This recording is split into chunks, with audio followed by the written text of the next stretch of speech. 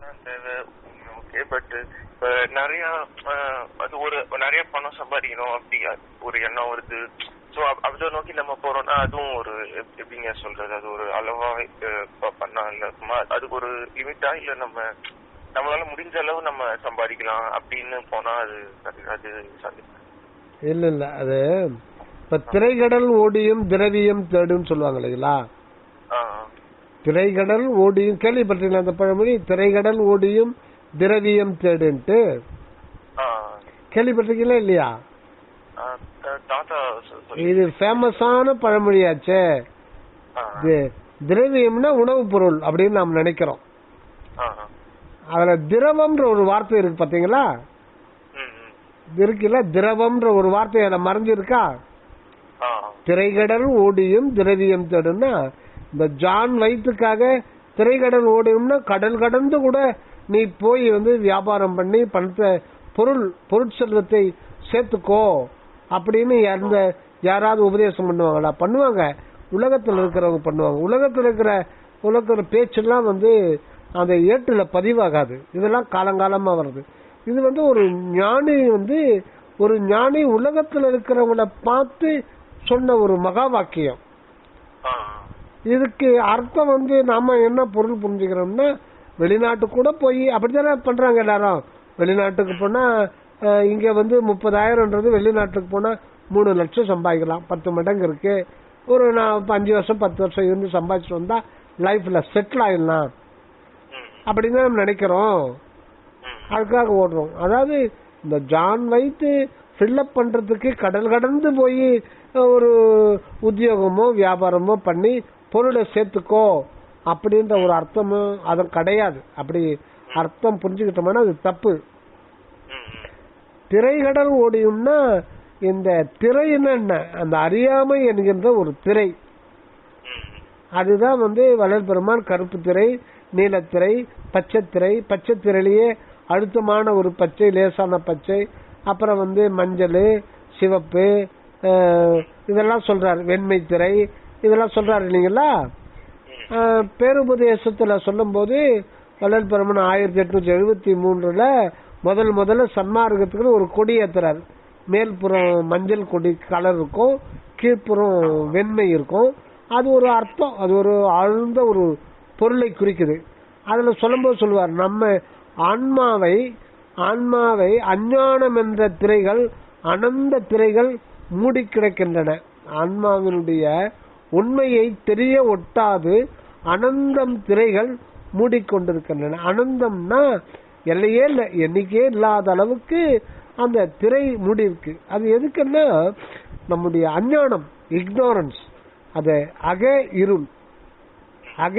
புறத்துல எப்படி பூத இருள் இருக்கு, பூத ஒளி சூரியன் சந்திரன் இதெல்லாம் பூத ஒளி. இந்த பூத ஒளி ராத்திரில இருக்கிற இருட்ட இதுக்கு பூத இருள்னு பேரு.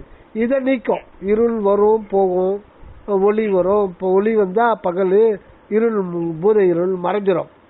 இதே மாதிரி நம்முடைய அகத்திலையும் இருள் இருக்கு, அகத்திலையும் ஒளி இருக்கு. எங்க இருள் இருக்கோ அங்க ஒளி இருக்கு. இதுதான் மணிவாசக பெருமான் நல் இருளில் நட்டம் பயிராடு நாதனே. நல்லிருள் அப்படின்னா அது ரொம்ப எக்ஸ்ட்ரீம் டார்க்னஸ் அப்படின்ற பொருளும் தருது, நல்ல இருள்னு பொருள், 2 பொருளை தருது. நல்ல இருள் அப்படின்னா அந்த எக்ஸ்ட்ரீம் டார்க்னஸ், அந்த அக இருள். அது எதுன்னு கேட்டீங்கன்னா ஆணவ மலம் அப்படின்னு சொல்லுவாங்க.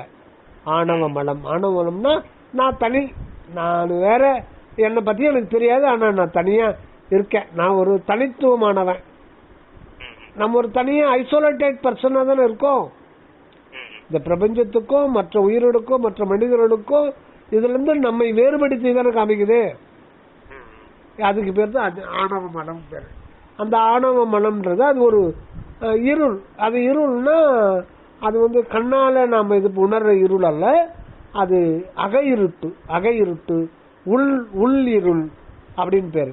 அதுக்குள்ள அந்த அஞ்ஞானம்ன்றது, அந்த அஞ்ஞானம் என்கின்ற அக இருளு, ஆணவ இருளு, அது ஆணவம் என்கின்ற இருள். அது தன்னையும் காட்டாது, நம்மையும் காட்டாது, நமக்குள்ள மறைந்து இருக்கிற அந்த இறைவனையும் காட்டாது.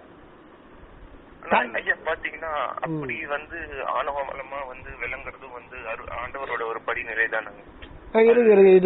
இது முடிச்சிடலாம். இதுக்கு பேர் தான், இதுதான் நம்மள மறைக்க ஒட்டாது. இறைவனையும் நம்மளும் அத்துவிதமா தான் இருக்கும் இயற்கையில. அதுதான் வள்ளல் பெருமான் துண்ணும் அனாதியே சூழ்ந்து என்னை பிரியாது என் உறவாகி என்னுயிரவே அப்படின்னு பாடுறார் அகவல்ல. அதாவது இது அற்பெருஞ்சோதி ஆண்டவர் உலக மக்கள் அனைவருக்கும் சொல்ற செய்தி வரலாறு முள்ள சொல்றார். இது வரலாறுக்கு மட்டும் சொல்லிட்டு நினைச்ச கூடாது. நாம ஒவ்வொருத்தருமே இப்ப நம்மளை பத்தி நாம இருக்கிறோம், ஆனா எப்படி இருக்கிறோம் அதை பத்தி தெரியல, ஏதோ இருக்கிறோம் அவ்வளவுதான். அதை பத்தி ஒரு இது சர்டைன், அந்த ஒரு அன்சர்டைனிட்டி ஸ்டேட்டஸ்ல இருக்கோம். அன்சர்டைனிட்டின்னா ஒரு தெளிவற்ற ஒரு நிலையில நாம் இருக்கோம். நாம ஏன் இருக்கிறோம், எதுவா இருக்கிறோம், எப்படி இருக்கிறோம், எதனால இருக்க முடிகிறது, அந்த இருத்தல் என்ற உணர்வுக்கு மூலப்பொருள் எது, இத பத்தி எதுவுமே தெரியாது. பட் இருக்கிறோம், அவ்வளவுதான் தெரியும். இருக்கிறோம்ன்ற ஒரு உணர்வு தெரியும். அந்த உணர்வு எப்படி தெரியுதுன்னா, லட்டு சாப்பிட்டா இனிக்குது, யாராவது அடிச்சா இனிக்கு வலிக்குது, வயிற்று வலி வந்தா வலிக்குது. ஆக இன்பம் துன்பம் இரண்டு எக்ஸ்பீரியன்ஸ்னால்தான் நம்ம இருக்கிறத நம்ம உணர முடியுது. நம்ம இருக்கிறதுனாலதான் லட்டுடைய சுவைய அனுபவிக்க முடியுது. அந்த அனுபவம் தொடர்ந்து இருப்பதனால்தான் நம்ம இருக்க முடியுது. ஆக அனுபவத்தையும் நம்முடைய இருப்பையும் பிரிக்கவே முடியாது. அனுபவம் ஒண்ணு இல்லைன்னா நம்முடைய இருத்தலை பத்தி நமக்கே தெரியாது. இப்ப நமக்கு சர்ஃபேஸ் இருத்தல தான் இருக்கும். அந்த இருத்தலினுடைய ஆழத்தை பத்தி அதனுடைய உண்மை பத்தி தெரிந்து கொள்ள முடியாத ஒரு நிலையில இருக்கும்.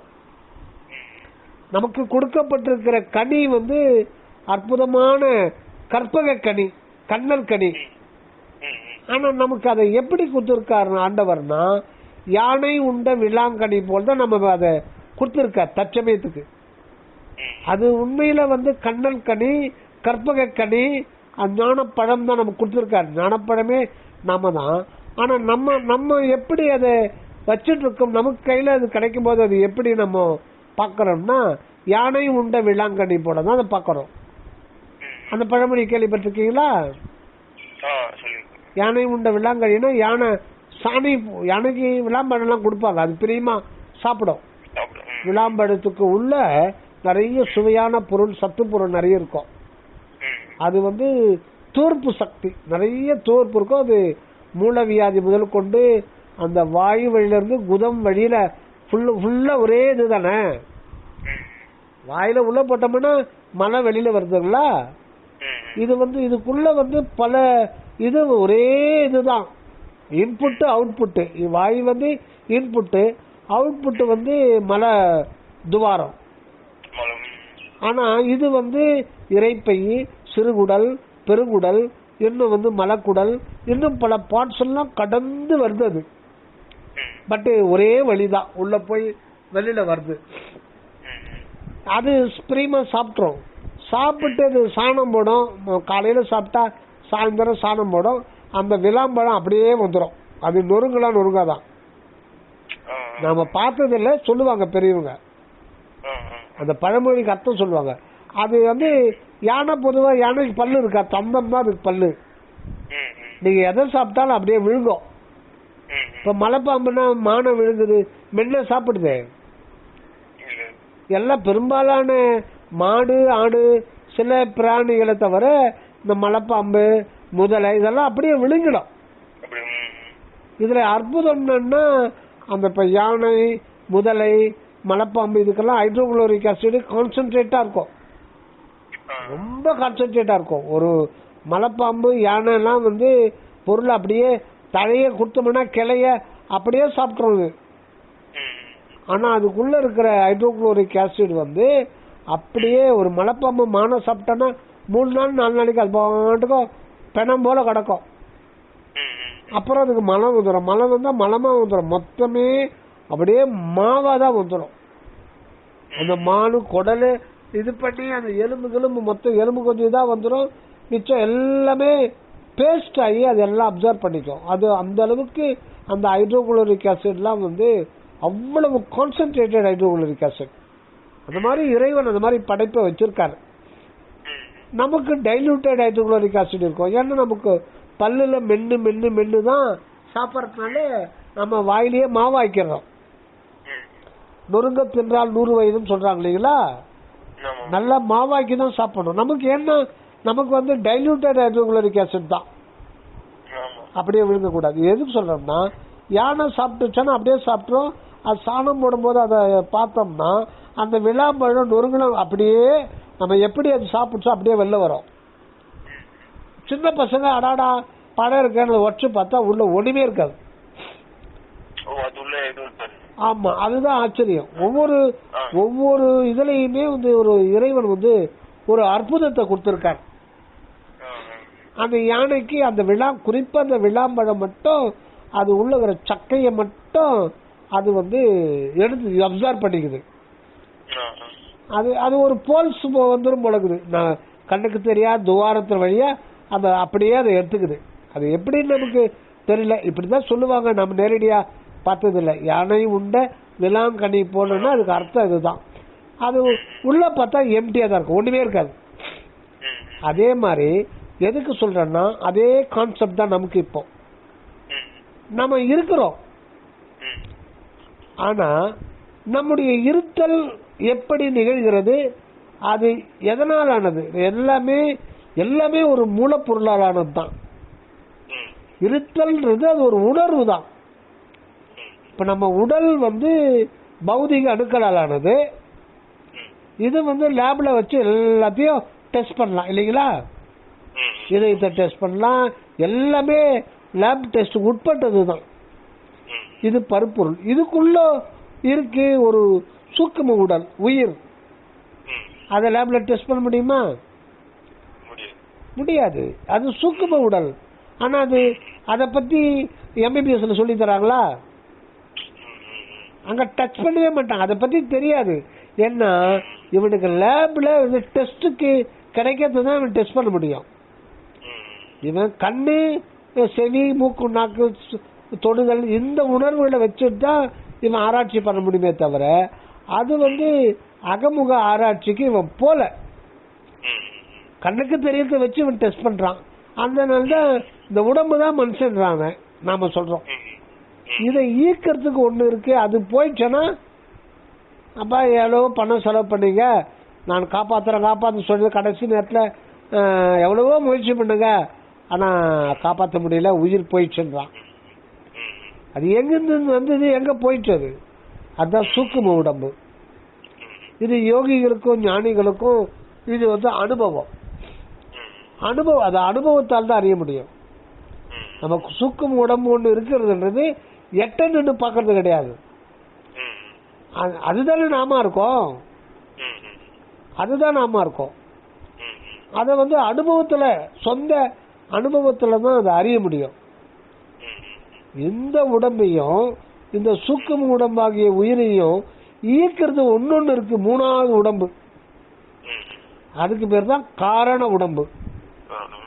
அது என்னன்னா அதுதான் உணர்வு மயமான ஒண்ணு. இப்ப நடுவுல நம்ம பார்த்த சூக்கும உடம்பு அது எதனால் ஆனதுன்னா அதுல ஆற்றல் இருக்கு, உயிராற்றல், சாதாரண ஆற்றல் இல்ல, உயிரோடு கூடிய ஒரு ஆற்றல் இருக்கு. அதுக்கு வந்து உணர்வும் இருக்கு, அதுக்கு வந்து வடிவமும் இருக்கு, அதுக்கு ஒரு வடிவம் இருக்கு. ஆக இதனால் ஆனது அது அப்படின்னு சொல்லலாம். அதுக்கடுத்தது உணர்வுன்னு இருக்கு இல்லைங்களா? அதுதான், அது இல்லைன்னா எதுவுமே இல்லை. அதுதான் இருக்கிறேன்னு நம்ம சொல்றோம் இல்லைங்களா? அந்த இருத்தல் அது ஒரு உணர்வு, அதுதான் உள் உணர்வு. அந்த உணர்வு அது வந்து அதை புதுசா கிரியேட்டும் பண்ண முடியாது, அதை யாராலும் அழிக்க முடியாது. அந்த உணர்வு தான் உண்மையில நாம், அதுதான் ஆன்மா அப்படின்னு ஆகமத்துல சொல்றது. அதுதான் நம்ம ஆன்மான்னு சொல்றது. இந்த உயிருக்கோ உடலுக்கோ மனதுக்கோ இயங்கிறதுக்கு மூல காரணமாக, காரண பொருளாக இருக்கிற அந்த காரண உடம்பு தான் அந்த ஆன்மான்னு சொல்றது. அதை பத்தி அது எதனால் ஆனதுன்னா அது இயற்கை உண்மை என்கின்ற சத்து பொருளால் ஆனது. அந்த ஆன்மா வந்து ஆன்மா அணுவும் கூட சொல்லலாங்க. அது அணுவாதான் இருக்கும், அது அணுத்துவமானது. அது வந்து இப்ப குண்டூசி நுனி இருக்கு இல்லைங்களா, அந்த இடம் எவ்வளவு பெரிய இடம் சொல்லுவோம். ஒரு சின்ன குண்டூசி இருக்கு, அது நுனிப்பகுதி இடத்துல என்ன வைக்க முடியும் நம்ம? ஆனா அது ஒரு இடம் தானே, அந்த இடத்துல 10,000 ஆண் மக்கள் உட்கார வைக்க முடியும். ஆனா அது அருவம் தான். இது ஒரு சும்மா ஒரு உதாரணம், இது ஒரு உதாரணத்துக்கான தவிர அது வந்து அருவம். அது வந்து அவங்க தான் அவங்க ஆன்மாவை உணர முடியும். நம்ம அந்த ஆன்மாவா தான் இருக்கிறோன்றது உண்மைக்கும் உண்மை, அது உண்மையிலும் பேருண்மை நம்ம அதுவா தான் இருக்கும். அது வந்து ஒரு நுண்ணிய ஒரு உணர்வு தான், அது மிக மிக நுண்ணிய உணர்வுல தான் நம்ம வந்து மாம்பழத்தை அனுபவிக்கிறோம், வயிற்று வலிய துன்பத்தை அனுபவிக்கிறோம். எல்லாமே அந்த நுண்ணுணர்வு நிலையில தான் எல்லாமே நமக்கு அனுபவப்படுது. அந்த நுண்ணுணர்வு வந்து அது நித்தியமானது. அது இந்த புறத்திலிருந்து அதுக்கு போற இன்பம்லாம் அது வந்து நிலையில்லாத, அது மறைஞ்சு போகுது. ஆனா அதுக்குள்ள அது எதனால் ஆனதுன்னா இயற்கை உண்மை என்கின்ற சத்து பொருளால் ஆனது. அருள் என்ற உணர்வுனாலானது. அந்த உணர்வுக்கு உணர்வா அது இருக்கு. இரண்டுமே கடவுளுடையதான். அந்த உணர்வுன்ற நாமா இருப்பதும் கடவுள் தான், அந்த உணர்வுக்கு உணர்வு தருகின்ற ஒன்றா இருப்பதும் அந்த கடவுள் தான். அப்போ நாமும் கடவுளா துண்ணும் அனாதியே சூழ்ந்து என்னை பிரியாது என் உறவாகிய நாமும் இறைவனும் ஒரே இடத்துல தான் இருக்கும், 2 பேர் இருக்கும். இன்னும் வந்து நல்லா புரிஞ்சுக்கிற மாதிரி சொல்லணும்னா அங்க ஒரே ஒரு நாற்காலி தான், ஆனா 2 பேர் இருக்கும். ஒரே நாற்காலியில 2 பேர் உட்கார்ந்து வரும். இது ஒரு உதாரணம், புற உதாரணம். இன்னொரு உதாரணம் கூட சொல்லலாம். ஒரு மனுஷனுக்கு ஒரு உயிருக்கு எத்தனை தலை இருக்கும்? எத்தனை முகம் இருக்கும்? ஆனா அந்த இடத்துல 2 முகம் இருக்கு. அகரம் என்ற ஒரு முகம், உகரம் என்ற ஒரு முகம். அப்ப 2 முகம் ஒரு தலைக்கு தானே. அதான், அதாவது அங்க இருக்கிறது இறைவனுடைய முகம்தான். அகண்ட வெளியில இருக்கிற இறைவன் எங்க முகத்தை காட்டுறாருன்னா நம் தலைக்கு நடுவுல அந்த நுண்ணுணர்வு நிலையில தன்னுடைய முகத்தை காட்டுகின்றார். அதுல 2 முகம் இருக்கு. ஒன்னு அகரம் என்ற முகம், அதுக்கு பேர் உள்ளொளி. உகரம் என்ற முகம், அந்த உள்ளொளியை அனுபவிக்கின்ற ஒரு உணர்வு, இதுக்கு பேர் உணர்வு. ஊன்னாலே உணர்வு தான், ஆன்ம உணர்வு. ஆக 2மே கடவுளுடையதுதான். இது ஏன்னா இந்த இரட்டை இதுல நிக்கிறதுக்கு காரணம் தன்னை தானே அனுபவிக்கிறதுக்காக. இப்ப இந்த உண்மையை மறைச்சிருக்கிறது தான் திரையின் பேர். இதுக்கு பேர் தான் அஞ்ஞான இருள்னு சொல்லிட்டு பேர். இந்த திரைக்கடல் அனந்தமா இருக்கு. இது வந்து இதுக்கு பேர் தான் திரைக்கடல் பேர். கடலுக்கு எல்லை இருக்கா? இல்ல, எல்லை இல்லாதது. எத்தனையோ லட்சக்கணக்கான சதுர மைல்கள் கொண்டது அந்த கடல். கடலை நீந்தி போய் யாரனா போக முடியுமா அக்கறைக்கு? முடியாது. அதனால்தான் கடல் எப்படி எல்லையில்லாத ஒரு இது கொண்டிருக்கோ அத மாதிரி அனந்தம் திரைகள் நமது ஆன்மாவை தெரிய ஒட்டாது மூடி இருக்கின்றன. அப்போ திரைகடல் ஓடியும் அப்படின்னா இந்த அனந்த திரைகளும் நம்மை விட்டு நீங்கணும் அப்படின்னா அதுக்கு என்ன பண்ணணும்? திரவியம் தேடு. திரவியம் ஒரே ஒரு அருள் உணர்வு, அது உதயமானால்தான் இந்த திரைகடல் என்கின்ற ஆன்மாவை தெரிய ஒட்டாமல் மூடி இருக்கின்ற அனந்தம் திரைகள் ஓடி போகும். அது ஓடி போகும்னா நீ திரவியம் தேடும். திரவ இயம். இயம்னா என்ன? இயம்னா ஓம்ன்ற சொல்லுக்கு பேரு இயம், இயம்பு அப்படின்னு அர்த்தம். இயம்புதல். அந்த இயம்புதல்னா அந்த அகண்ட வெளியில் இருக்கிற அந்த ஆண்டவர் தனது உண்மையை ஓங்கார வண்ணமாய் இயம்பு கொண்டிருக்கின்றார், உரைத்து கொண்டிருக்கின்றார். அதான் உரைத்தல். நன்னாலும் கடந்தே ஒளிர் ஞான சபாபதியே பொன்னாரும் சபையாய் அருட்பூரண புண்ணியனே என்னால் ஆவது ஒன்றும் உனக்கில்லை எனினும் எந்தாய் உன்னால் வாழுகின்றேன் எனக்கு உண்மை உரைத்தருள் என்றார். என்ன பொய்? அப்ப ஆண்டவர் பொய் சொல்லிட்டு இருக்காரா? உண்மை உரைத்தல்னா என்ன? பொய் பேசாது இருக்கின்ற அர்த்தம் கிடையாது. அகண்ட வெளியில் இருக்கிற அந்த ஆண்டவருடைய உண்மை அகர உகர மகரமாக இங்கு விளங்குகின்ற ஒரு நிலைக்கு பேர் தான் உண்மை உரைக்கின்ற நிலை. அதுதான் பொய்யாத வாய்மைகளே புகழ்ந்திடுதல் வேண்டும் அப்படின்னு பெருமான் பாடுறார். அது இன்னொரு பாடல் முதல் 5 திருமுறை வரும். பொய்யாத மொழியும் மயல் செய்யாத செயலும் வீண் போகாத நாளும் விடயம் புரியாத மனமும் எய்யாத வாழ்வும் வேறு எண்ணாத நிறைவும் நினையென்றும் மறவாத நெறியும் இரவாத தகவும் மேல் பிறவாத கதியும் இவ்வேழையேற்கு அருள் செய் கண்டாய் கொய்யாது குவியாது குமையாது மனம் வீசு கோமலத் தெய்வ மலரே கோவாத முத்தமே குறையாத மதியமே கோடாத மணிவிளக்கே ஐயாரணம் கொண்ட தில்லையம் பதிமருவும் அண்ணலார் மகிழும் மணியே அகிலாண்டமும் சராசரமும் என்றருள் பரசிவானந்த வள்ளி உமையே. இந்த பாடல்ல முதல் வரி பொய்யாத மொழியும் அப்படின்றார். அந்த பொய்யாத மொழி, அந்த மொழின்றது என்ன? அததான் கிறிஸ்துவத்துல ஆதியில் வார்த்தை இருந்தது, அந்த வார்த்தை கடவுளோடு இருந்தது, அது கடவுளாக இருந்தது. அந்த வார்த்தை தான் ஓம் அப்படின்னு சொல்றது. அதனால கிறிஸ்தவர்கள் பிரேயர் முடிஞ்ச பிறகு ஆமீன்னுவாங்க, முஸ்லிம்கள் ஆமீன்னுவாங்க, நம்மலாம் ஓம் சாந்தின்னுவோம்.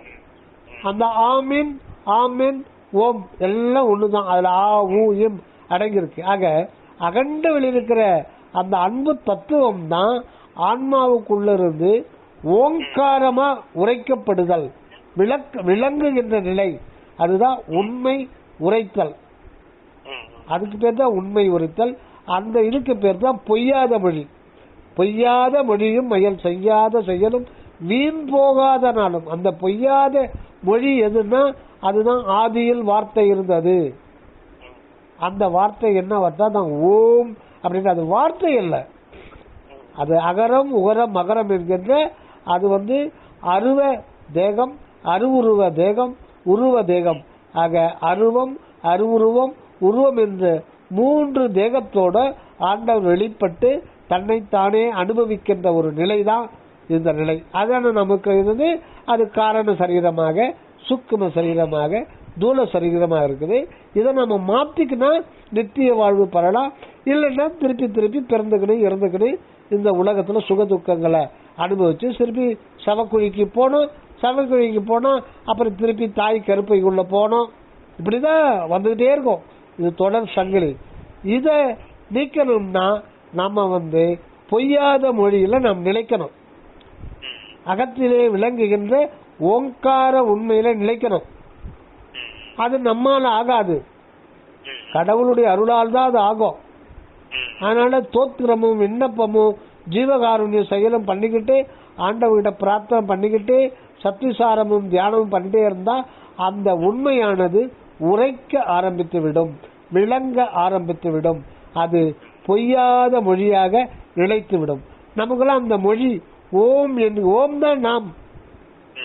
அதுதான் பொய்யாத மொழின்னு சொல்றது. அதுதான் ஊமை எழுத்துன்னு சொல்லப்படுவது. அதுதான் எல்லாமே. அதுதான் பேசாத மந்திரம் சொல்லப்படுவது. அதுதான்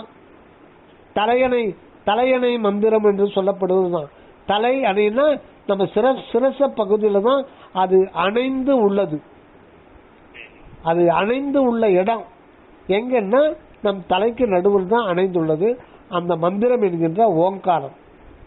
அதாவது அருவுருவ உருவ சித்தியோடு முத்திரல் வடிவத்தோடு ஆண்டவர் தனது உண்மையை வெளிப்படுத்துகின்ற நிலைதான் அந்த பொய்யாத மொழி. அதுதான் இயம்புதல், அது திரவம். இப்ப நம்ம திரவியம் அப்படின்னு சொல்லும் பொழுது அந்த அது ஏன் திரவம்ன்ற வார்த்தை மறைஞ்சிருக்குன்னா, இப்ப நம்ம அந்த காலத்தெல்லாம் சாமி கும்பிடும் போது வகை வகையா பதார்த்தம் பணக்காரன் பண்ணுவான்.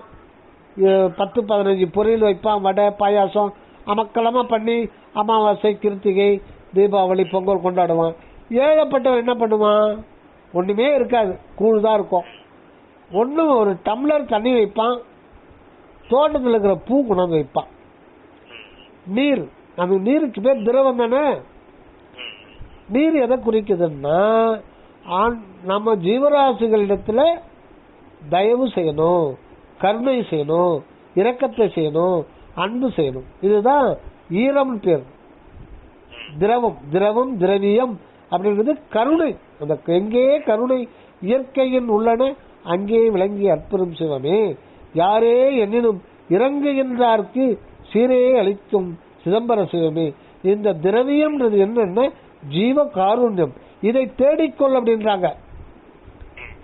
அதை தேடிக்கொண்டால்தான் நம்ம ஆன்மாவை மூடி இருக்கிற அனந்தம் திரைகளாகிய திரைகடல் ஓடிவிடும். அதான் திரைகடல் ஓடியும் திரவியம் தேடுன்னா கருணையை தேடு. இந்த சரவண சாமி அற்புதமான ஒரு பாடல்ல இதே கருத்து தான் சொல்றார். அந்த பாடல் மட்டும் பாருங்க, கேட்டுங்க. உடலின் பிணிக்கும் உயிர் பிணிக்கும் உகந்த மருந்தொன்று அருளும் என்றேன். உடலின் பிணிக்கும் உயிர் பிணிக்கும் உகந்த மருந்தொன்று அருளும் என்றேன்.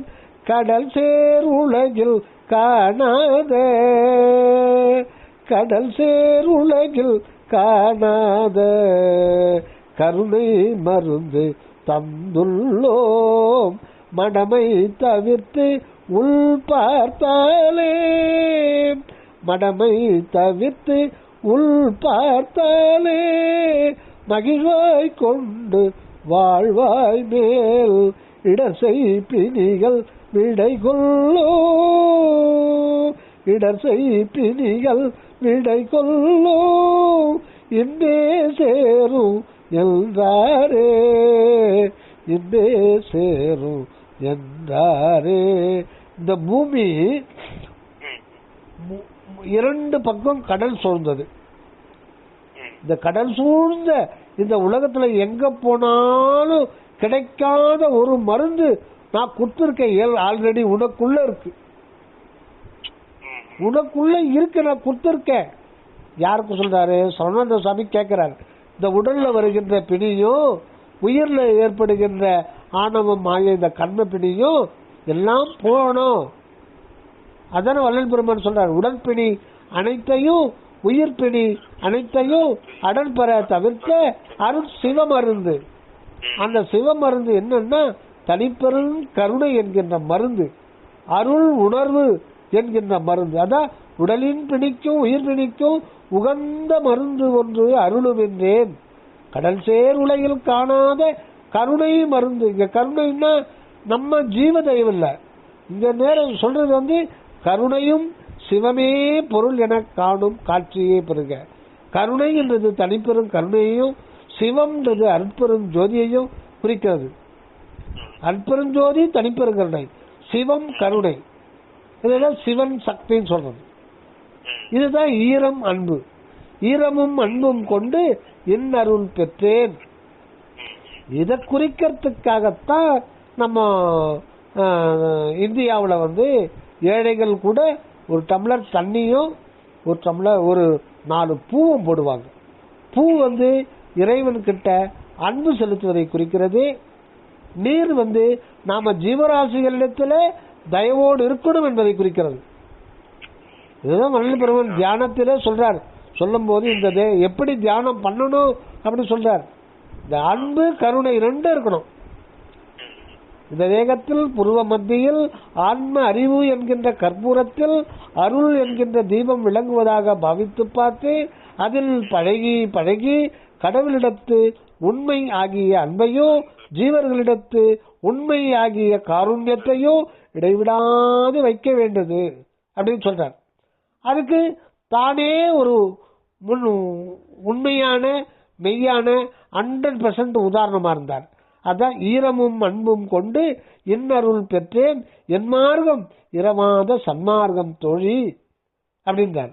அதுக்காக தான் ஒரு டம்ளர் தண்ணியும் ஒரு டம்ளர் வந்து இது ஒரு 4 பூ வைக்கிறது. முதல்ல தண்ணி ரொம்ப முக்கியம். கருணை, அதாவது கொலைவுளை தவிர்க்காதவன் எவ்வளவுத்தான் தியானம் மணிக்கணக்கில் இப்ப சொல்றாங்கல்ல, முழு நேர இரவு நேர ஜபம் வைக்கிறாங்களா, நிறைய கூட்டங்கள் மைக்கு முற்றின்னு போடுவாங்க. முழு இரவு நேர ஜபம். அது ஜபம் பண்றதுக்கு முன்னாடி பிரியாணி சாப்பிட்டு பண்ணுவானுங்க. ஒண்ணு கூட ஆகாது, ஒண்ணுமே ஆகாது. கடவுள் நீ 360 நாள் ஜபம் பண்ணாலும் அங்க மேலோகத்துல போகும்போது அது நரகத்துக்கு தான் போனோம். கடவுள் வந்து திரும்பி கூட பார்க்க மாட்டார். இப்ப அப்படித்தானே பிரதோஷ நிலைக்கு ஏகப்பட்ட ஜனம் குவிகிறாங்க, பட்டப்பட்டியா விபூதி விட்டுக்கிறாங்க. நிறைய பேர் குடும்ப தலைவர்கள்லாம் காவி உடை கட்டிக்கிறானுங்க, உத்ராட்சம் போட்டுக்கிறானுங்க. சனிக்கிழமை பிரதோஷம், சனி பிரதோஷம் எல்லாம் ஒரு கூட்டம். ஞாயிற்றுக்கிழமை பார்த்தீங்கன்னா காலையில ஸ்கூட்டரை எடுத்துக்கிட்டு மீன் கடை, கறிக்கடை, ஆட்டுக்கறி கடை போயிடறானே. கடவுள் திரும்பி கூட பார்க்க மாட்டார். அதனால ஈரம் என்கின்ற கருணை ரொம்ப முக்கியம். அதுதான் திரவியம் தேடுனார் முன்னோர்கள். திரவியம் தேடுன்னா இந்த ஒரு கருணையை நீ முதல்ல நீங்க சம்பாதிச்சுக்கோ, ஜீவகாருணை சம்பாதிச்சுக்கோ. அதுக்கு கடகால் எதுன்னா கொலை தவிர்த்தல், புலால் உண்ணாமல் இருத்தல், பசித்தவர்களுக்கு பசியாற்றுவித்தல், உள்ளபடி பசித்த எந்த ஆதரவுமற்ற ஏழைகளுக்கு உணவு கொடுத்தல். உங்களுக்கு உங்க தகுதிக்கு உங்களுக்கு என்ன பண வசதி இருக்கோ அந்த அளவு செய், போதும். அதுக்கு ரொம்ப குறைஞ்சும் செய்யாத, அதிகமாகவும் செய்யாத. உன்னுடைய தகுதி, உன்னுடைய சூழ்நிலை, உன்னுடைய வருமானம், அவனுடைய செலவு, உன்னுடைய எதிர்காலத்துக்கு வைப்பு போக அதுக்குன்னு கொஞ்சம் ஒதுக்கிடு ஏழைகளுக்கு கொடுக்கறதுக்காக. உனக்கே தெரியும், நமக்கே உணர்த்துவார் இவ்வளவு செய்யலாம். ஒரு 10% செய்யுங்க போதும், அதிகமான 90%. 10,000 வருதுன்னா 9,000 நீங்க எடுத்துங்க. ஒரு 500 ரூபாய், 1000 ரூபாய், 500 ரூபாய் கூட போதுங்க. 5% போதும். ஏன்னா இப்போ நிறைய விலைவாசி வந்துச்சு. ஒரு 5% ஏழைகளுக்காக. சரவண சாமி சொல்லுவாரு, நம்ம பட்டம் பதவி பெற்று பணத்தை நிறைய சம்பாதிக்கிறோம், எனக்கு என்னுடைய குடும்பத்துக்குன்னு சம்பாதிக்கிறோம். அப்படி நினைக்கிறது ரொம்ப தப்பு. நம்ம கைக்கு வர வர நம்ம சூழ்நிலை, குடும்ப செலவு போக அதுக்குன்னு ஒரு பர்சன்டேஜ் வச்சு ஒதுக்கிட்டு அதை கொடுக்க ஒரு உத்தியோகத்துல நல்ல மேன்மை வரும், முயற்சியின்றி நல்ல உயர்ந்த பதவிகள் கிடைக்கும், மேலும் மேலும் முயற்சியின்றி வருமானம் வந்துகிட்டே இருக்கும். மறுபடியும் ஒன்று கைக்கு வர வர அதை பிறருடைய கஷ்டங்களுக்கும் துன்பங்களுக்கும் அதை பிறருக்கு கொடுக்கணும். இந்த ஒரு ஈரம், அந்த மனதுல ஒரு ஈரத்தன்மை இருக்கணும். நீ ஆடை அடிச்சு கொண்டுபிட்டு முழு நேரம் இரவு ஜபத்துக்கு போனா நரகத்துல இருந்து ஆளுங்க வருவாங்க கூட்டு போறதுக்கு. அதனால இந்த ஒரு இதுதான் வந்து திரைக்கடன் ஓடியும் திரவியம் தேடுன்னு சொல்றது. சரிங்க, ரொம்ப சந்தோஷம் கூட பேசுறது. இப்ப இதுக்கு போயிட்டு இருக்கீங்களா காலேஜுக்கு? ஆமா, அது கரெக்டா அந்த வேலையை கரெக்டா முடிச்சிருங்க. அது உணவுக்கு தானேங்க.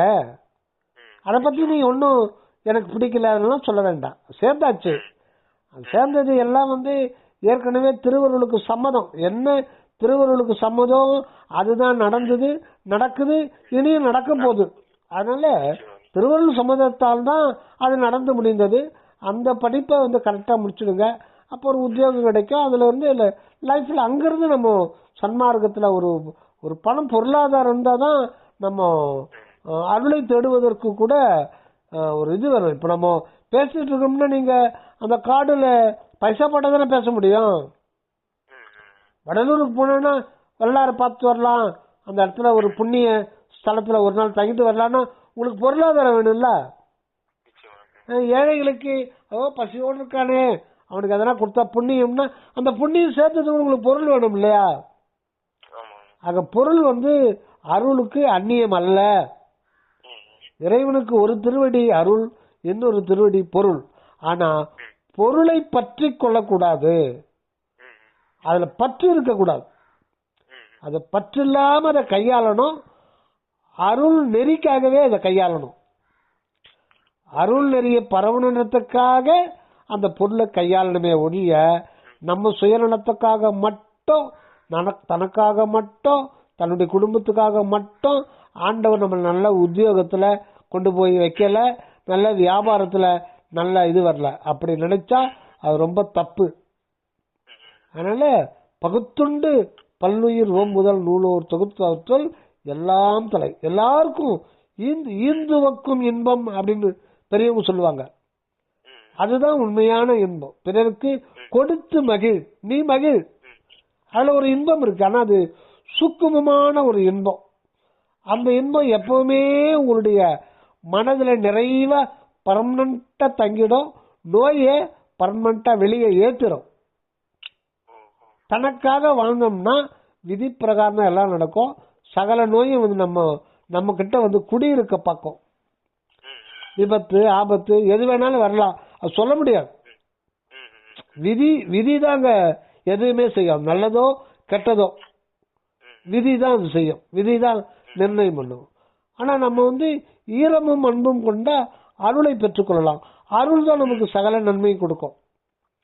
விதி வந்து டெம்பரவரியா சில நன்மையை கொடுக்கலாம், திடீர்னு அதை பிடிங்கிக்கலாம்.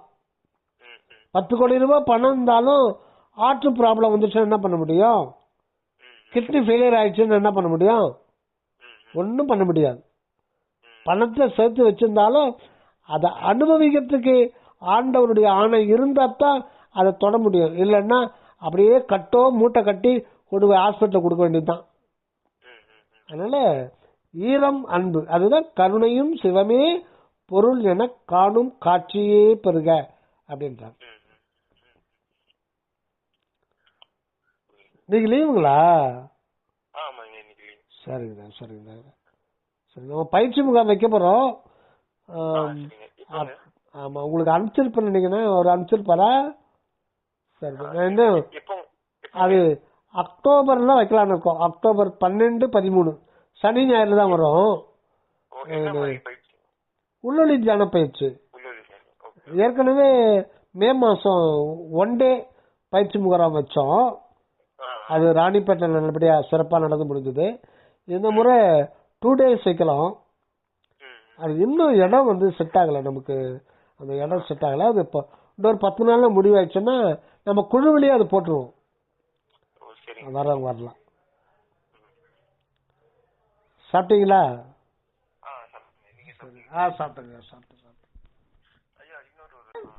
இன்னொரு சந்தேகம், டவுட் சொல்லுங்க ஐயா. இப்ப இந்த புற இன்ப துன்பங்கள் வந்து அது வந்து ஆண்டவர் அனுபவிக்கிறாரு, அது வந்து அனுபவிச்சு அது பூர்த்தி அடைஞ்சு அதுக்கப்புறம் அக இன்பம் போகும்போதுதான் புற இன்பம் எல்லாம் ஒண்ணு இல்லை அப்படின்னு நம்ம உணர்றதுக்கு இந்த புற இன்பம் எல்லாம் தேவைப்படுதுங்க. அது அப்படிதானுங்க?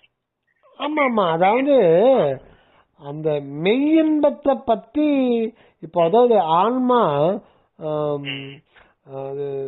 அதாவது ஆண்டவருடைய இருப்பு வந்து அனாதியானது, அகண்டமானது, ஆரம்பமும் முடிவும் இல்லாதது. ஆண்டவருடைய இருப்பு என்பது ஆரம்பமும் முடிவும் இல்லாதது. அது எக்காலும் எப்பாலும் எல்லா இடத்திலையும் அகண்டமான ஒரு அன்பு இருப்பாக இருந்து கொண்டிருப்பது அது கடவுள் நிலை. ஆனா அந்த கடவுளுக்கு, அந்த வெட்ட வெளியில இருக்கிற அன்பு வெளியாக இருக்கிற கடவுளுக்கு அனுபவம் இருக்கான்னா அனுபவம் இல்லை. அப்போ நாம ஏன் பிறந்தோம் அப்படின்னு ஒரு கேள்வி கேட்கிறோம். எனக்கு ஏன் பிரச்சனை கேட்கிறோம். ஆனா இது நம்முடைய பிரச்சனை அல்ல, இது கடவுளுக்கு பிரச்சனை தான். என்னன்னா கடவுள் வந்து அந்த அன்பு என்கின்ற ஒரு தத்துவத்தை அனுபவத்தில் கொண்டு வரவில்லையானால் அவர் இருந்தும் இல்லாதது போல் தான் இருந்து கொண்டிருக்கிறார். ஆக அவர் இருப்பதற்கு பிரயோஜனம் வரும் இல்லையா? பிரயோஜனம் இல்லாத பொருள் இருந்து எதற்கு? பிரயோஜனம் இல்லாத பொருள் இருந்து எதற்கு? இல்லாமலே இருக்கலாம் இல்லையா? ஆனா மெய்ப்பொருள் அப்படி கிடையாது, அது பிரயோஜனப்படணும். அந்த பிரயோஜனம் படுறதுன்னா அது இன்பம் என்னும் ஒரு அனுபவம் இருக்கணும். ஒரு பொருள் இருக்குன்னா அது வந்து இன்பமா இருக்கிறதுக்கு தான் ஆண்டவர் வந்து விரும்புறார். அப்ப இன்பமா இருக்கணும்னா அதுக்கு ஒரு அனுபவம் ஒண்ணு வேணும் இல்லையா? அனுபவம் இல்லாத இன்பம் அனுபவப்படாது. அனுபவம்ன்றது இன்பம் என்ற ஒன்றுதான் உண்மையான அனுபவம். ஆனந்தம் என்பதுதான் உண்மையில அனுபவமே தவிர மற்ற வயிற்று வலிக்குது, தலை வலிக்குது, இதெல்லாம் வந்து அனுபவம் கிடையாது. அதுதான் ஆனந்தம். அதுதான் ஆனந்தம். அதுதான் அனுபவமே. அதுதான். ஆனா அந்த அனுபவம் ஜீரோவிலிருந்து தான் தொடங்கும். ஆனா முடியாது, பூஜ்ஜியத்திலிருந்து தான் தொடங்காது. ஏன்னா அதுக்கு முன்னாடி வந்து எல்லையில்லாத காலம் ஆண்டவர் வந்து அனுபவம் இல்லாதான் இருக்கார். அந்த அருள்ன்றது பரிபூரண நிறைவா கொண்டவர் தான் ஆண்டவர். அந்த அன்பு என்கின்ற கடவுளுக்கு அவருடைய தன்மை என்னன்னா அருள் என்கின்ற தன்மை, தனிப்பெரும் கருணை என்றது அதுவும் பூர்ணமா தான் இருக்கு. பட் ப்ராசஸ் வரணும் இல்லையா? நீங்க எம்பிபிஎஸ் படிச்ச உடனே நீங்க பில்டிங் இது கட்டலாம், பெருசா கூட பில்டிங் கட்டலாம். ஆனா நீங்க கொஞ்ச நாளைக்கு மெடிக்கல் பிராக்டிஷனர்னு போர்டு போட்டு தான் அந்த மருத்துவமனை நடத்த முடியும். இது கவர்மெண்ட் விதி. இப்போ உங்களுக்கு எம்பிபிஎஸ் முடிச்சுட்டீங்க, சர்டிபிகேட் வந்துடுச்சு, அதில் உங்க பேர் போட்டு கீழே வந்து மெடிக்கல் பிராக்டிஷனர் சுகந்தன் எம்பிபிஎஸ், கீழே வந்து மெடிக்கல் பிராக்டிஷனர். நீங்க பிராக்டிஸ் பண்றீங்க, அவ்வளவுதான். உங்களுக்கு இன்னும் அனுபவம் பூர்த்தி ஆகல. நீங்க தியரி அளவுக்கு படிச்சிருக்கீங்க, ஓரளவுக்கு அங்க லேப்ல பிராக்டிஸும் பண்ணிருக்கீங்க. பட் எத்தனை பேஷண்ட் பயன்பாட்டுக்கு வந்திருக்கா சொல்ல முடியாது. நீங்க தனியா டிஸ்பென்சரி வச்சு மொத்த தலைவலி வயிற்று வலி வந்து எத்தனை பேருக்கு நீங்க பண்ண, நீங்க பிராக்டிக்கலுக்கு வரும்பொழுது ஒரு ஆளுக்கு நீங்க கொடுக்குற மருந்து ஒருத்தருக்கு செட் ஆகும், இன்னொருத்தருக்கு செட் ஆகாது. சில பேருக்கு சைடு எஃபெக்ட் வந்துடும். அப்ப அந்த டெக்ஸ்ட்ல இருக்க மேல நீங்க ஒரு டெக்ஸ்ட் அனுபவமா உணர்வீங்க. இந்த பாடி கண்டிஷன் இவனுக்கு இதை கொடுக்க கூடாது, அவனுக்கு அது கொடுக்க கூடாது, அந்த உடம்புக்கு அந்த மருந்து செட் ஆகாது, வேணா கூட இந்த மருந்து சேர்த்து கொடுத்தா செட் ஆகும். உங்களுக்கு ஒரு அனுபவம் வரும். ஆக நீங்க மெடிக்கல் பிராக்டிஷனர் போடணும். இல்ல நீங்க எம்பிபிஎஸ் படித்து ஒரு 20 வருஷம் பிராக்டிஸே பண்ணாம 21வது வருஷம் மருத்துவமனை வைக்கிற எவனாவது வருவானா?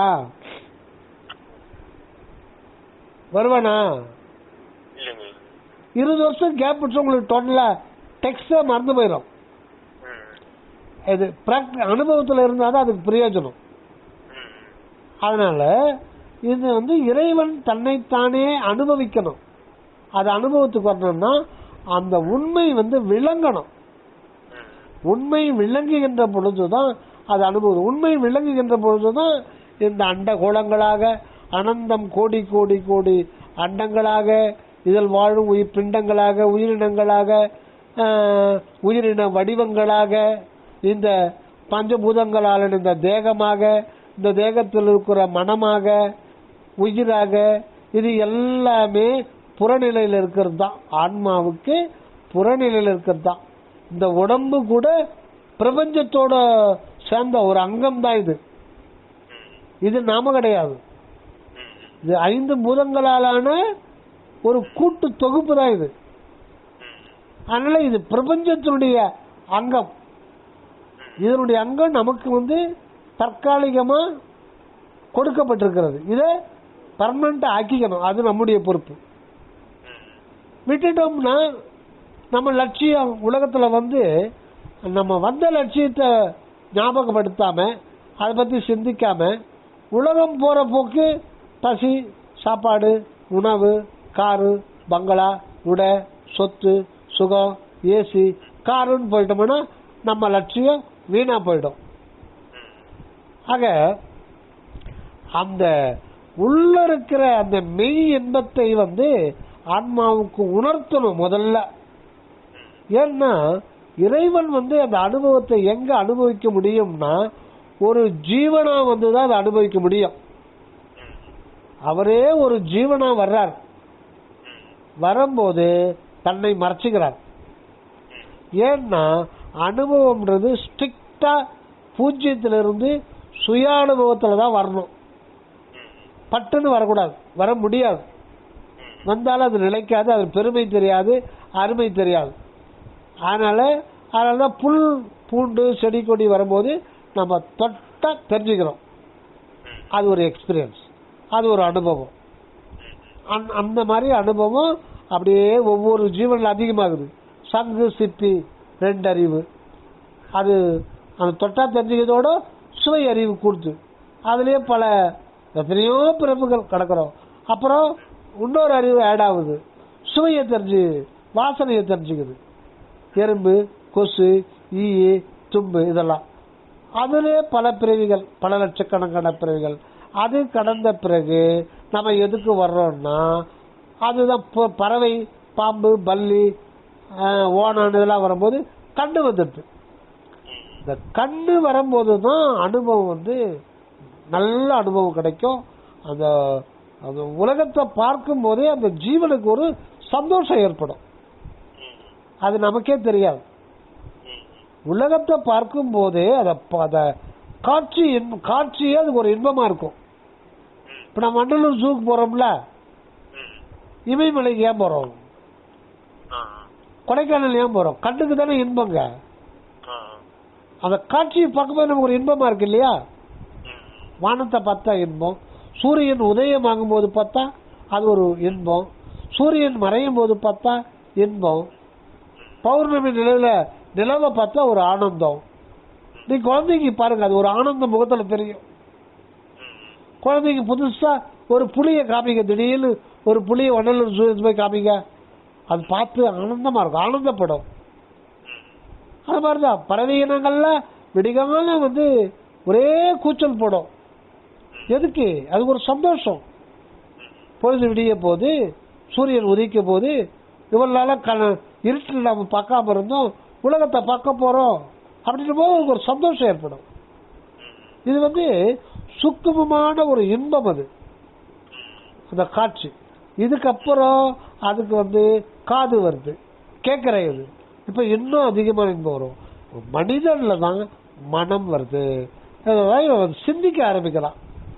இந்த பிரபஞ்சம் ஏன் தோன்றுச்சு, எப்படி தோன்றுச்சு, யார் தோற்றுவித்தது, நான் யாரு, இந்த உடல்ன்றது என்ன, உயிர்ன்றது என்ன, மனம்ன்றது என்ன, கடவுள் ஒருத்தர் இருக்கிறார, இப்படி எல்லாம் எல்லாத்தையுமே சிந்திக்கக்கூடிய ஒரு ஆற்றல். ஒன்று கூட விடுபடாம அனைத்தையுமே மனிதனால சிந்திக்க முடியும். ஒண்ணு கூட விட்டு போக கூடாது. அண்டாண்டுகளை பத்தியும் மனிதன் தெரிஞ்சுக்கிட்டு இருக்கா. இப்போ தெரிஞ்சுக்கிறான் இல்லையா? அது தெரிஞ்சுக்கணும், எல்லாத்தையும் தெரிஞ்சுக்கணும். இந்த பிரபஞ்சத்தினுடைய ரகசியம் என்ன, what is the secret of life, வாழ்வு என்பதனுடைய ரகசியம் என்ன, எதுக்கு நாம இங்க வந்திருக்கோம், இதை பத்திலாம் சிந்திக்கணும். சிந்தித்தாதான், சிந்தித்துதான் அப்பதான் அந்த இன்பம். அப்ப கூட உடனே நமக்கு வரதில்லை. நம்ம வெளியில இருந்துதான் இன்பத்தை ஒரு உதாரணத்துக்கு ஆண்டவர் கொடுக்கிறார். மாம்பழத்திலிருந்து ஒரு இன்பம், திருப்பதி லட்டுன்னு ஒரு இன்பம், திருநெல்வேலி அல்பாவிலிருந்து ஒரு இன்பம், டிவி நாடகம் பார்த்தா ஒரு இன்பம், சினிமா தியேட்டருக்கு போய் படம் பார்த்தா இன்பம், நாவல் படிச்சா இன்பம், நெட்ல வேற எதனா ப்ரோக்ராம் பார்த்தா இன்பம், ஏசியில் வெய்ய காலத்தில் ஏசியில் உட்காந்தா அது தோல் வழியா வர்ற சுகம், நல்ல வெய்ய காலத்துல நல்ல சில்லுன்னு ஒரு நீரோடையில குளிச்சா இன்பம். இப்படி இந்த மாதிரி எல்லாம் இன்பம்லாம் எதுக்குன்னா புலன் வழியா, இது எல்லாமே இந்த உடல் வழியா வெளியிலிருந்து உள்ள வர்ற இன்பம்.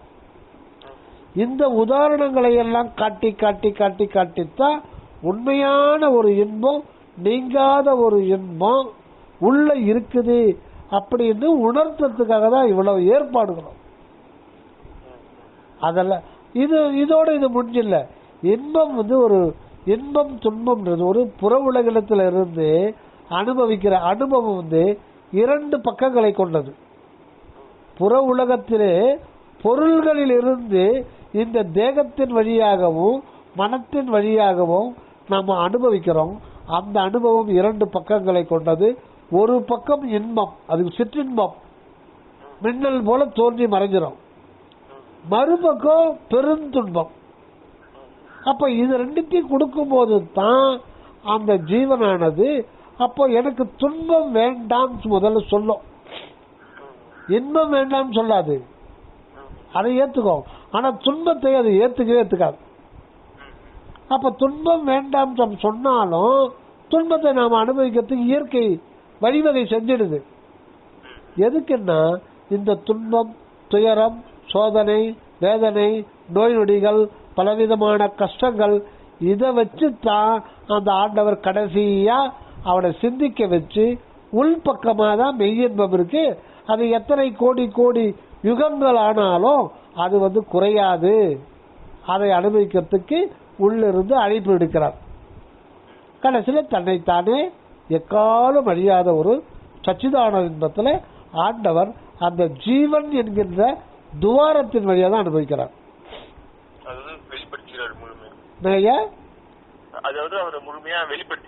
ஆமா, கரெக்டா சொன்னீங்க. தன்னை முழுமையா வெளிப்படுத்துறது எங்கன்னா இந்த பௌதிக மனித பிறவியில இந்த ஹியூமன் பாடியில தான் அதுக்கான ஒரு தகுதி இருக்கு. காரணம் மனம். மனம்னு ஒண்ணு இல்லைன்னா நம்ம இறைவனை அனுபவிக்கிறதுக்கு வழிவகையே கிடையாது. அந்த மனம் விளங்கணும்னா இந்த மனித உடம்பு, இதுக்கு நம்ம கோடிக்கணக்கான பிறவிகள் கடந்து வந்திருக்கோம். அதுதான் ஐயா. அப்புறம் பாத்தீங்கன்னா வள்ளலார் சொல்லியிருக்காரு, இந்த நம்மளை கெடுக்கிறது வந்து உணவு, மைதுனம், உறக்கம் அப்படின்னு சொல்லிட்டு. சோ அதுவும் ஒரு அனுபவம். சோ அந்த அனுபவம் வந்து அதுவும் அனுபவிக்கிறாங்களேங்க. அது அப்ப அந்த அனுபவம் வந்து எப்படிங்க சொல்றது, அதை வந்து கூடாதா இல்ல வந்து அதை வந்து அனுபவிச்சு அதை வந்து அது எப்படிங்க, அது புரியலங்க. எது அதாவது உணவு, மைதுனம், உறக்கம் அதெல்லாம் வந்து கெடுக்கிறது அப்படின்னு வள்ளலார் சொல்லியிருக்காங்க. இதை அனுபவிச்சுதான் நம்ம அடுத்த பிரச்சனைக்கே போக முடியும். இது எல்லாத்தையும் விழிப்பு, கனவு, உறக்கம், இது வந்து எல்லாமே அந்த ஆன்மாவுக்கு புறநிலையில் ஏற்படுகின்ற ஒரு நிகழ்ச்சி. இது தற்காலிகம். இது எதுவுமே தற்காலிகம். இது உண்மையே இல்லை. எப்பவுமே விழிச்சிட்டு இருக்க முடியுமா? எப்பவுமே விழிச்சிட்டு இருக்க முடியும். 24 மணி நேரத்துல தூக்கம் வந்துடும். எப்பவுமே ஆழ்ந்த உறக்கத்தில் இருக்க முடியுமா? அங்கே கனவு வந்துடும். ஆக ஒவ்வொரு மனிதனும் ஒவ்வொரு நாளும் விழிப்பு, கனவு, உறக்கம், இந்த 3 நிலைகளை தான் எக்ஸ்பீரியன்ஸ். இது உலக அனுபவம் தான். இதை வச்சுக்கிட்டு தான் நம்ம உள் அக அனுபவம் பெற்றுக்கொள்ள முடியும். இந்த உலக அனுபவம் இல்லாமல் உள் அக அனுபவத்தை பெறுவது சாத்தியமே இல்லை. ஐயா, அப்புறம் வள்ளலார் அது வந்து எந்த அர்த்தத்துல சொன்னாரு இந்த மாதிரி உணவு, மைதுனம், உறக்கம் வந்து கெடுக்கிறது அப்படின்ட்டு? சோ அது அவரோட எந்த ஒரு பாயிண்ட் ஆஃப் வியூல ஒரு சொன்னாருங்க? அது உரைநடை பகுதியில் இருக்கு. உரைநடை திருவருட்பா உரைநடை பகுதியில் இருப்பாரு. அதை படிக்க நம்ம பயிற்சி முகாமில் இதை பத்தி டிஸ்கஷன் பண்ணுவோம். ஏற்கனவே வந்திருக்கு. இது ஒரு 2 நாளுக்குள்ள அந்த குழுவுல போடுறேன். அது பாருங்க. இந்த உறக்கத்தை பத்தி எல்லாம் வரும். அதை பத்தி டீட்டெயில் தெரிஞ்சுக்கலாம் நீங்க. சரிங்க, ரொம்ப நன்றிங்க. நன்றி. தயவு வந்துடும்.